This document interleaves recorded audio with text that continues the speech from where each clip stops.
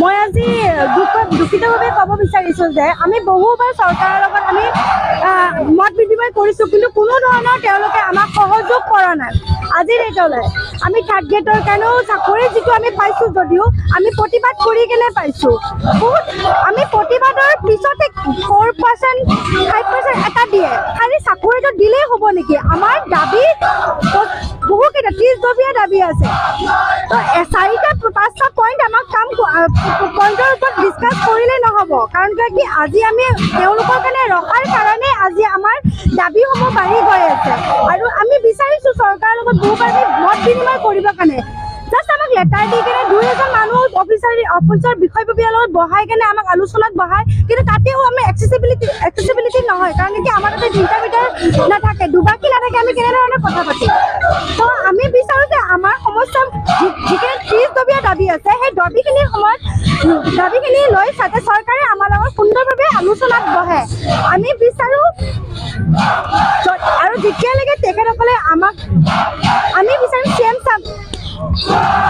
হয়, আমি এতিয়া বিচাৰিছোঁ বহুবাৰ আমাক সময় দিলে, তেওঁলোকে অপেক্ষা কৰালে, তেওঁলোকে প্ৰতিবাদ কৰিলে, আমাক প্ৰতিবাদ কৰিবলৈ মানা কৰি কিনে ৰখাই যে আমাৰ দাবীসমূহ সম্পূৰ্ণ কৰিম বুলি কয়, কিন্তু আজি ডেটলৈ কৰা নাই। তো এতিয়া আমি বিচাৰিছোঁ CM ছাৰৰ লগত আমি কথা পাতিবৰ কাৰণে আমি সৰু সুৰা বিষয়ববীয়া আমি অফিচিয়েলি হয়, তো আমি অন্য অফিচৰ বিষয়ববীয়াৰ লগত আমি আলোচনা কৰিব বিচৰা নাই। আমাক 1 ঘণ্টাৰ ভিতৰত আমাক CM ছাৰৰ লগত আমি কথা পাতিব বিচাৰোঁ। CM ছাৰে আমাৰ যাতে এই 30 দাবীটো আমি সৰু দাবী নহয়, বহুত পুৰণা দাবী, এই দাবীসমূহক লৈ কেনে যাতে আমাৰ লগত কি আলোচনা কৰে, সেই কথাখিনি আমি জানিব বিচাৰিছোঁ। আৰু অফিচৰ বিষয়ববীয়াসকল যাতে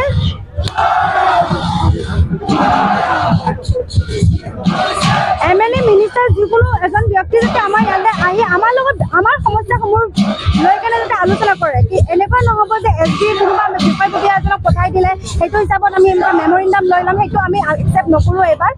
আৰু যেতিয়ালৈকে আমাৰ দাবী সমূহক লৈ কেনে আলোচনা কৰিবলৈ নাই, তেতিয়ালৈকে আমি ইয়াতে বহি থাকিম।